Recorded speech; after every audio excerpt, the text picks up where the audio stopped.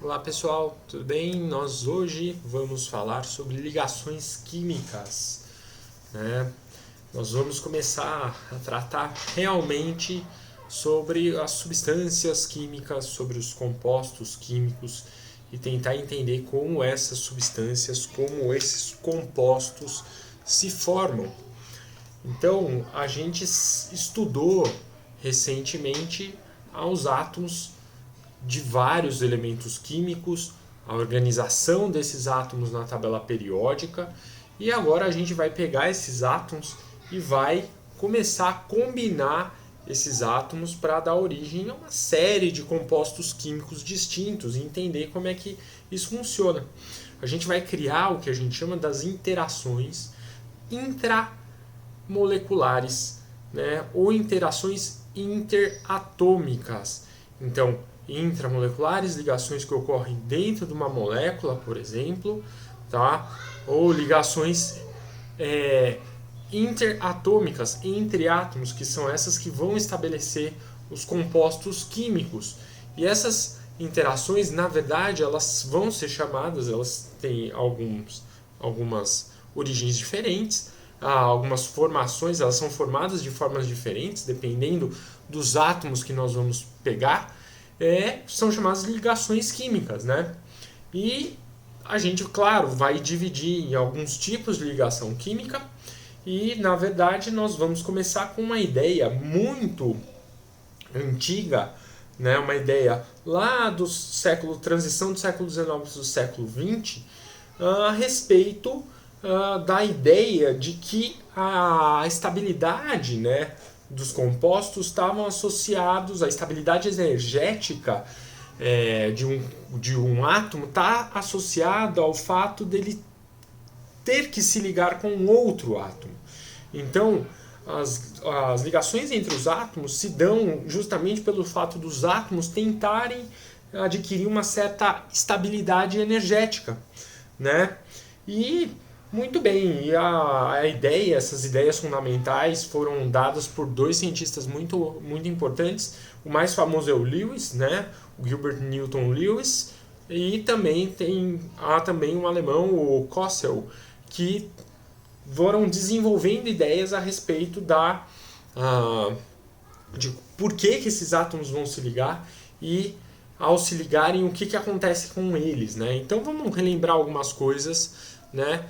Nós temos, usando a distribuição eletrônica de Pauling, os gases nobres, né? Então nós temos o hélio, o neônio aqui, o argônio, o criptônio, o xenônio e o radônio, tá? E se a gente faz a distribuição eletrônica, a gente vê aqui o hélio tem 2 elétrons, né? Portanto tem uma única camada cheia com 2 elétrons, um s2. O neônio ele é 1s2, 2s2, 2p6. Ele tem duas camadas cheias, a K com 2 e a L com 8. O argônio também, se você faz a distribuição eletrônica, 1s2, 2s2, 2p6, 3s2, 3p6. Camada K com 2, camada L com 8. A camada M com 8 também, certo? Se você vai para o criptônio, você vai inaugurar uma nova camada. E também a gente vai para, seguindo as distribuições anteriores, né? 3s2, 3p6. Aí você vai ter 3d10, 4s2, 4p6. Não está em ordem crescente de energia. Aqui a gente está dividindo em camadas mesmo, a distribuição eletrônica. E daí nós temos aqui 2, 8, 18 e 8. Né? E o xenônio, mesma coisa. A gente inaugura uma nova camada e a gente percebe o padrão. O padrão em que esses gases nobres, que são, eu não vou usar a palavra inerte, porque eles não são completamente inertes, mas são átomos que formam, né, que conseguem ter uma estabilidade boa individual sem ter que se ligar com outros, embora não seja proibido eles se ligarem com outros átomos, tá? Mas eles podem viver de forma estável por longos e longos tempos, individualmente, né? O hélio, o neônio, o argônio, o xenônio, o radônio, você encontra eles numa forma monatômica, estável. Todos apresentam 8 elétrons na camada de valência, neônio, o argônio, o criptônio, o xenônio e o radônio, todos têm 8 elétrons na camada de valência, e a exceção o hélio, que tem 2 elétrons na camada de valência aí. E essa foi a ideia fundamental do Lewis e do Costello, que é a ideia de estabilidade energética ocorre quando os átomos, átomos não sendo os gases nobres, e observando a estabilidade dos gases nobres na natureza, que os átomos, outros átomos que não são gases nobres, são capazes de atingir essa estabilidade eletrônica, energética, quando eles apresentarem na sua última camada, na camada de valência, 8 elétrons. Ou seja, ter uma configuração eletrônica na camada de valência, uma configuração eletrônica total, por assim dizer, semelhante a um gás nobre. E isso foi historicamente chamado de regra do octeto. E a gente vai estabelecer as ligações químicas que estamos estudando e vamos começar a estudar através dessa regra do octeto. Então, ligações químicas, elas vão ser formadas entre átomos para atingir uma maior estabilidade, de forma que esses átomos adquirem uma configuração eletrônica semelhante a um gás nobre, e essa configuração eletrônica é caracterizada por apresentar 8 elétrons na camada de valência, na maioria dos átomos, ou 2 elétrons para átomos que somente apresentam a camada K, que é no caso aqui o hidrogênio. Então 8 elétrons para a maioria dos átomos, para o hidrogênio 2 elétrons de estabilidade, os outros vão ser 8. E isso é a tal da regra do octeto. E as ligações químicas vão ser estabelecidas, vão ser relacionadas com diferentes formas, que é o seguinte: a gente pode ter a ligação iônica, a ligação covalente e a ligação metálica. No caso nosso aqui, nós vamos começar a estudar a ligação iônica, Como é que funciona a ligação iônica de forma geral aqui, A ligação iônica vai ser formada de uma maneira geral, de uma forma geral, através da seguinte ideia. Então, a primeira noção que nós temos que ter é a seguinte, A ligação iônica, ela vai estar associada com o fato de que você vai ter um metal,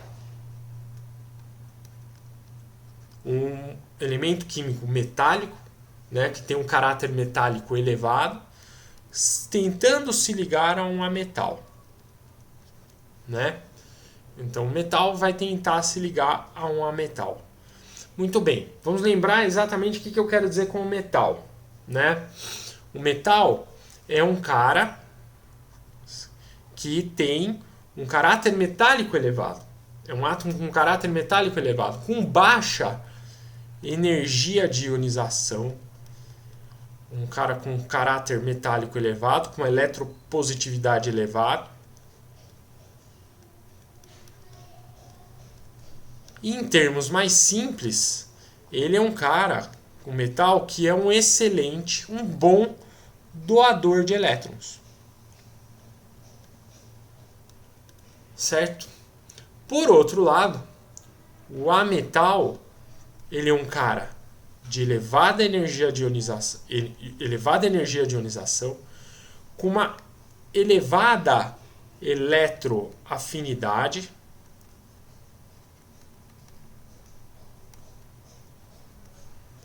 certo? E, portanto, com essa característica, ele vai ser um excelente receptor de elétron. Então, nós temos aqui um cenário ideal, Que é o cenário ideal? Que é um cara, um átomo que entra em contato, Um átomo que adora elétron, adora receber elétron, e um átomo que não gosta tanto de receber elétron, mas ele tem uma propensão a doar elétron. Então nós temos naturalmente um doador de elétron, um receptor de elétron. Toda vez que acontecer isso, nós temos o estabelecimento da ligação, o quê? Da ligação iônica, Então nós vamos ter aqui o doador de elétron vai formar um cátion, e o receptor de elétron vai formar um ânion, né? E aí o que vai acontecer? Esse cátion e esse ânion, eles vão entrar em contato, vai se estabelecer entre os dois, entre o cátion e o ânion, uma união através de uma força uma força tipicamente eletrostática, eletromagnética, uma atração eletrostática, né, entre dois íons, um cátion e um ânion, né, uma atração eletrostática.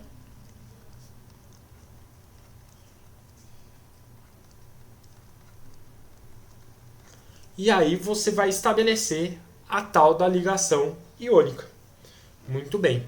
Então veja, vamos voltar lá para o nosso slide para fazer o seguinte. Tipicamente, quem são os bons doadores de elétron que nós conhecemos? Os bons doadores de elétron que nós conhecemos é o grupo 1, no caso, o grupo 2 e o grupo 3. Né? Grupo 1, grupo 2 e grupo 3, família 1A, família 2A e família 3A, além de alguns outros metais de transição que tendem a fazer isso, né? Mas a gente está vendo aqui os principais, mas nós temos outros metais de transição sim que vão fazer isso, tá? Mas que tem uma variabilidade de doação de carga de elétrons um pouquinho diferente, mas os da família 1A são doadores de um elétron, eles vão criar cátions monovalentes, né? Portanto, lítio mais, sódio mais, potássio mais. Os da família 2A, o grupo 2, o magnésio, o cálcio, o bário, né, eles tendem a perder 2 elétrons. Né? A hora que eles perdem 2 elétrons, eles vão ficar com configuração eletrônica de gás nobre. Muito bem, então daí eles vão ser magnésio 2+, cálcio 2+, bário 2+. O da família 3A vão perder 3 elétrons para chegar a ter a configuração de gás nobre, né? Como o alumínio 3+. Já os metais tipicamente propensos a ganharem elétrons são os da grupo 15, 16 e 17. Né? Grupo 15, lembra que os gases nobres estão no grupo 18. Então, para chegar a ser configuração de gás nobre ser do grupo 18, eles tendem a ganhar 3 elétrons, receber 3 elétrons e formar aqui os ânions trivalentes N3-, P3-. Aqui também o grupo 16, né, que é a família 6A, ó, tem que pensar 6, o cara da 6A ele quer virar 8A, que são os gases nobres, ele é do grupo 16, ele quer virar 18. Né? Falta 2 para virar 18. Então, 6 elétrons com mais 2, eles vão formar ânions bivalentes, é o caso do oxigênio e do enxofre. E da família 7A, o flúor, o cromo, o bromo, o cloro, o bromo e o iodo, eles têm 7 elétrons na camada de valência e vão receber um elétron, fica F-, Cl-, Br-. E a junção, né, desses cátions, que são os doadores com os ânions, com esses ânions que foram os receptores, metais receptores, a atração eletrostática vai formar o composto iônico que a gente conhece aqui. Antes de passar para exemplo, eu quero falar um pouquinho das características desses compostos iônicos. Os compostos iônicos vão formar o que a gente chama de retículos cristalinos, ou seja, grandes redes cristalinas, né? Como a gente pode ver aqui, ó, o composto iônico sólido, são vários cátions e ânions juntos, que sofrem atração eletrostática um com o outro, formando um composto com um ordenamento mais complexo no espaço, reticular, por exemplo, cúbico, hexagonal, que a gente tem aqui, certo?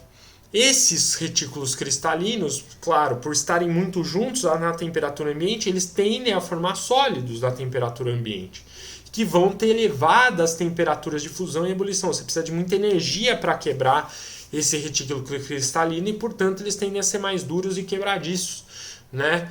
E um dos melhores solventes para esses caras aqui é a água. Né? Nem todos vão ser muito solúveis em água, muito solúveis, mas eles tendem a ter como melhor solvente a água. Né? E a hora que eles entram em contato com a água, se faz exatamente a ideia ou a maneira de você separar, de você quebrar o retículo cristalino, ou é fundir, ou é aquecer, né? Você aquece aqui com uma chama aqui nessa figura B que eu estou apontando com a seta do meu mouse. E aí, o que acontece? Acontece que a quebra do retículo cristalino, o cátion fica separado do ânion, as cargas ficam com mobilidade e, portanto, podem conduzir corrente elétrica acendendo essa lâmpada. Ou no seu histórico experimento de Arrhenius, quando você joga em água, a água é capaz de quebrar o retículo cristalino, né, deixar o cátion e o ânion separados, ou seja, cargas livres de novo, e, portanto, né, com carga livre, também promover um sistema que conduz corrente elétrica aqui em solução aquosa e acender a lâmpada. Certo? Muito bem. Então essas são as características do composto iônico. Mas como é que a gente vai determinar a fórmula desses compostos iônicos, né? Como é que a gente determina a fórmula desses compostos iônicos de maneira simplesinha aqui? Então vamos lá. Vamos fazer isso primeiro de forma geral, de forma tipicamente geral aqui. Então, a gente vai ter o seguinte. Imagina que você tem um metal aqui e nós temos um ametal. Imagina que o metal, para atingir a configuração de gás nobre, o metal vai ser um doador de elétrons, né? Então, sendo o metal um doador de elétrons, o que vai acontecer aqui? Imagina que esse metal ele tenha X elétrons na camada de valência. CV aqui é a camada de valência, tá? Muito bem. Então, ele vai chegar aqui, ele vai querer se livrar desses X elétrons na camada de valência. Então, ele vai doar X elétrons para o ametal aqui, tá? Muito bem. E esse ametal, na verdade, ele precisa de Y elétrons, ele precisa receber. Então, aqui então o metal vai doar X elétrons, porque ele vai se livrar de todos os X elétrons na camada de valência dele. Só que o ametal A, ele tem uma certa quantidade aqui e ele vai ter que receber, né? Ele vai ter que receber Y elétrons para completar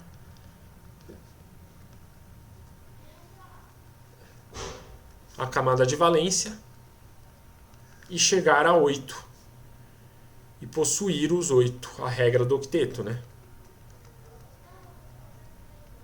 Lembrando que a hora que o átomo M, então, ele doa os X elétrons na camada de valência, ele vai ficar com 8 elétrons na CV anterior. Ou simplesmente ele vai ficar com 2 elétrons na CV anterior, que é a camada K. Mas ele certamente, a última camada dele, né, a nova última camada dele, vai ser uma camada completa. Então ele vai ter uma camada de valência nova que vai estar completa. Já o A metal, ao receber esses elétrons, vai ficar com a sua CV completa. Muito bem. Então, a hora que o A ele recebe os elétrons, ele fica com Y menos aqui. Agora, a quantidade de elétrons que são doados e recebidos, né, não pode sobrar elétron doado e nem pode sobrar elétron recebido. Então, de forma que a quantidade de cargas totais trocadas aqui tem que dar zero. Ou seja, é por isso que a gente fala que esse Y aqui, ele vem para cá, e esse X aqui vem para cá. De forma que a soma das cargas tem que dar zero. Então, se a gente faz isso, ó, Y mais X vezes menos Y, isso daqui vai dar zero. Certinho? Então, vamos lá. Vamos dar um exemplo mais concreto aqui. O exemplo concreto que eu vou dar, imagina o potássio. Potássio é da família 1A, grupo 1. O flúor é do grupo 17, família 7A. Então você tem lá um metal com um ametal. O metal, esse cara tem um elétron na camada de valência, E esse potássio, portanto, vai doar o seu elétron. O flúor, 7 elétrons, ele quer receber um elétron. Então, tranquilamente, K mais, F menos, vai surgir o KF, que é o fluoreto de potássio aí. Certo? Outro exemplo que a gente pode dar aqui, a gente já sabe que o elétron doado pelo potássio vai para o flúor, então a gente já forma um composto iônico. A gente tem outro exemplo, o cálcio, por exemplo. Cálcio da família 2A, ó, ele só tem 2 elétrons na camada de valência. Então você pode pensar assim, é mais fácil ele ganhar 6 ou doar esses 2? Né? É muito mais fácil ele doar esses 2 elétrons, então Ca2+. Se ele encontrar um metal que quer, um ametal que quer receber elétron, por exemplo, o cloro sendo da família 7A, certo? Aí você faz a pergunta, é mais fácil ele perder esse 7 ou ele receber 1? Né? Segundo a regra do octeto, é muito mais fácil ele receber 1. O 1 está mais próximo do 8. O 2 aqui, muito mais fácil ele doar esses 2, o cálcio aqui, do que ter que receber 6. Vamos dizer, aqui tem um certo bom senso aqui implícito, né? Então, você tem um doador e um receptor, um metal com um ametal. Aí você veja, poxa, 2 elétrons doados para um cara, um átomo que receber um elétron. Então, como é que você faz? Não pode sobrar carga doada ou recebida. Você simplesmente pega e faz aqui. Você vai chamar 2 cloros e um cálcio aqui, CaCl2. Certinho? Muito bem. Agora, por exemplo, se aqui nesse caso aqui, vamos chamar aqui, se você tivesse Ca2+, você chamasse, por exemplo, o oxigênio é da família 6A. Então pense, se ele é da 6A, é mais fácil ele perder 6 ou ganhar 2 para ficar com 8? Lembra que a hora que ele ganha 2, ele fica com 8. Então é mais fácil ele ganhar 2. Portanto, aqui você não vai colocar Ca2O2. Toma cuidado com esse cruza de cargas desenfreado aqui para baixo. Tá? O que você vai fazer simplesmente aqui se os 2 caras estão com a mesma carga aqui, você simplesmente não faz nada, só escreve CaO, já está com a soma das cargas igual a 0, já está bonitinho. Certinho? Tudo bem? Muito bom. Há casos em que os ânions são ânions mais complicados. São ânions poliatômicos, por exemplo. Você tem aqui o fosfato, que ele é 3-. Imagina que ele vai juntar, por exemplo, com um sódio mais aqui. Então, fosfato, para ficar estável, e esse 3- é justamente desses conjunto de ametais, do conjunto de ametais. Então, você cruza esse 3 para cá, para o sódio, e o mais para lá. Agora, você tem casos interessantes assim, ó. Imagina que você pegue, por exemplo, aqui, o magnésio, metal, com esse conjunto, por exemplo, de ametais, como sendo o fosfato de novo, aqui, ó, que ele é 3-. Como é que você faz nesse caso? Você vai precisar, para neutralizar a carga total C0, você tem que ter, veja, você tem que chamar 3 magnésios, porque 3 vezes 2 cargas positivas aqui são 6 cargas positivas. Aí você coloca um parênteses aqui no fosfato e chama 2PO4, porque o 3- é do PO4, não é só do oxigênio, não é só do fósforo. Atenção a isso. E coloca o parênteses e coloca o 2 lá embaixo e você faz.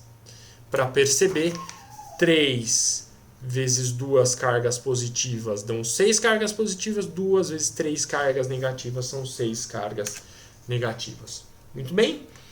Então você pode usar essa ideia da regra do octeto, lembrando fundamental dessa coisa do metal estar mais distante do número 8, portanto ele vai ser um doador de elétrons, e o ametal está mais próximo do 8, sendo um receptor de elétrons, para lembrar o funcionamento da regra do octeto e usar isso para formar a sua ligação iônica, o seu composto iônico, certo?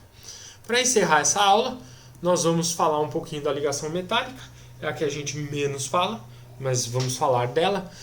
Ligação metálica a gente faz com metais do mesmo elemento químico, tá? E portanto vai formar uma substância simples com um único elemento químico representativo, por exemplo, ferro, o cobre, o ouro. Então a representação na ligação metálica aqui é simples assim. Então você vai fazer a ligação metálica, você vai representar um composto que está fazendo ligação metálica, você vai tranquilamente aqui, ó, escrever assim, tá? Você vai escrever e representar assim, ó, um ferro, um cobre, um ouro. Eu estou colocando S aqui porque eles tendem a ser o quê? A serem sólidos à temperatura ambiente, certo? Então, esses compostos aqui vão formar substâncias simples à temperatura ambiente. Muito bem. Eles têm baixa energia de ionização, portanto eles vão perder elétrons, os cátions vão ficar fixos aqui no mar de elétrons, né? E esses elétrons vão estar deslocalizados, portanto a tendência é que esses caras formam compostos com caroços positivos espalhados e um mar de elétrons com alguns elétrons, principalmente os elétrons de valência, uma certa mobilidade aí no sistema, certo? Eles, em geral, têm brilho metálico quando polidos, a maioria são cinza, né? São acinzentados, exceto o ouro e o cobre. A maioria tem boa condutividade elétrica e térmica, tendem a ser maleáveis, né? E dúcteis. Você consegue formar placas, você consegue formar fios, né? Você fala de ductibilidade, maleabilidade para eles, né? Eles têm elevado ponto de fusão e ebulição, exceto o mercúrio, o galho e o frâncio, né? O mercúrio tem menos 38,8 graus Celsius de fusão, o galho 30 graus Celsius, o frâncio 28,5, né? Em geral, exercer pressão sobre placas, você consegue formar uma placa, uma lâmina metálica. Você pode também colocar e formar fios com esses caras, né?